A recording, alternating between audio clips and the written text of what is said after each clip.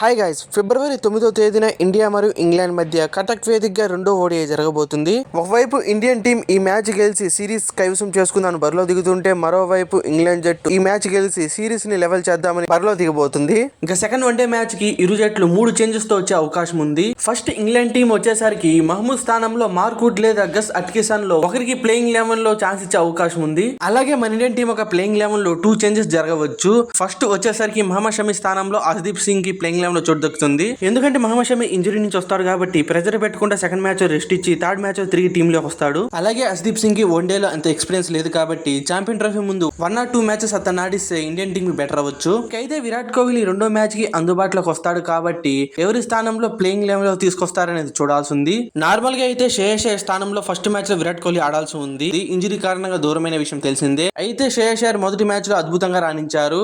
Maybe Yashasvi Jaiswal స్థానంలో Virat Kohli playing 11 లోకి వచ్చే అవకాశం ఉంది. విరాట్ కోహ్లీకి ప్లేయింగ్ 11 లోకి రావాలంటే శ్రేయస్ అయ్యర్ లేదా యశస్వి జైస్వాల్ లో ఒకరి పక్కన పెట్టాల్సి ఉంటుంది. ఒకవేళ జైస్వాల్ ని లెఫ్ట్ హ్యాండర్ కోసమే ప్లేయింగ్ 11 లో తీసుకుంటే కనుక జైస్వాల్ ని పక్కన పెట్టి అతను కావాలంటే అక్షర్ పటేల్ ని ప్రమోట్ చేసే అవకాశం ఉంటుంది. సో మీ ఒపీనియన్ ప్రకారం ఎవరి స్థానంలో విరాట్ కోహ్లీ ప్లేయింగ్ 11 లో వస్తారో కామెంట్ సెక్షన్ లో కామెంట్ చేయండి.